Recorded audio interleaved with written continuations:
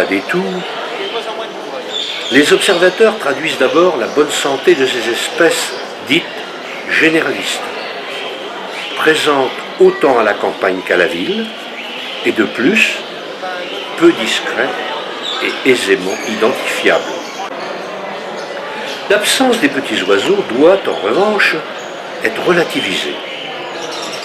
Il est à noter que la hausse des témoignages concernant leur disparition correspond précisément à la période de la fin de l'été, alors que les champs territoriaux n'ont plus cours. La recherche active de nourriture pour alimenter les nichés a aussi pris fin. De plus, certaines espèces subissent une mue du plumage qui les fragilise et les amène à se cacher. Enfin, beaucoup d'oiseaux sont partis en migration, tandis que ceux qui viennent du nord et de l'est ne sont pas encore arrivés chez nous. Le cas des insectes tués sur les pare-brises est beaucoup plus complexe. Une étude menée dans les Vosges et la région de Fontainebleau en 1990-1991 a montré que des quantités très importantes d'invertébrés pouvaient être détruites par la circulation automobile, de 120 à 150 tonnes par an pour le territoire de 6500 km² qui a été étudié. Le seul moyen d'aller au-delà des impressions que nous pouvons ressentir resterait de refaire la même étude avec les mêmes méthodes. La chance ici consiste dans le fait que l'on dispose d'un point zéro et de 20 ans de recul. Ce qui est certain, c'est que les conditions atmosphériques, les horaires, les milieux parcourus peuvent largement influer sur les impressions que chacun peut avoir. Mais la diminution globale des passereaux insectivores souligne que les invertébrés ne sont pas en bonne santé. Les observations de tous n'en sont pas moins précieuses, mais c'est seulement en les cumulant et en les associant aux études scientifiques que l'on peut dégager des tendances significatives.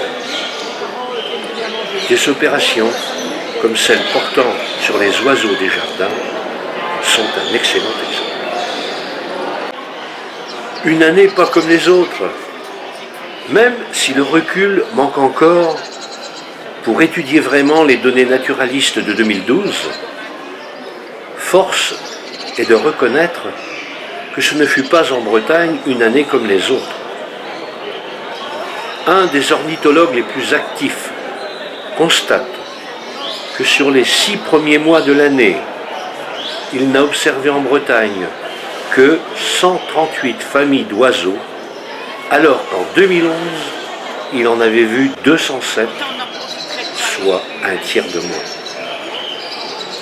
De son côté, une petite équipe qui suit attentivement une quinzaine de nichoirs n'a pu que noter la quasi-absence des poussins de mésanges bleus, de mésanges charbonnières et de citelles en 2012, alors qu'ils en comptaient en moyenne plus de 70 depuis 12 ans.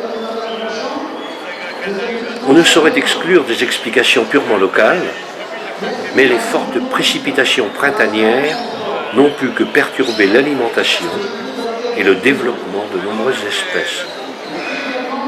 La nature pourra s'en remettre, à condition que cela ne se renouvelle pas trop systématiquement.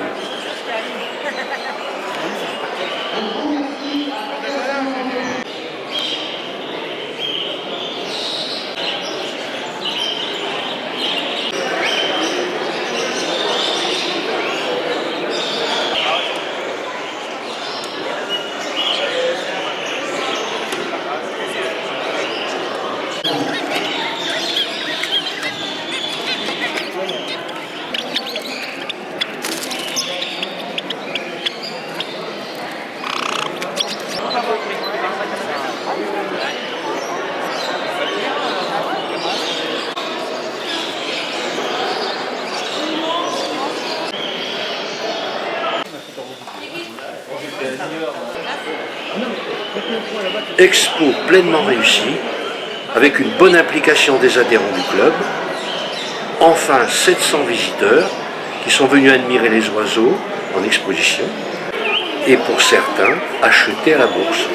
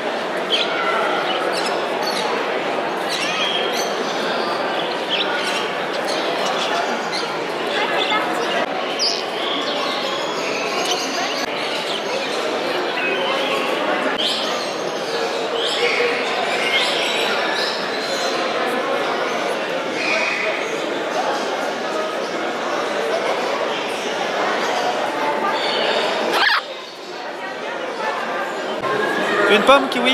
Un peu de pomme? Oh ouais, kiwi. Hein? On va chercher une pomme.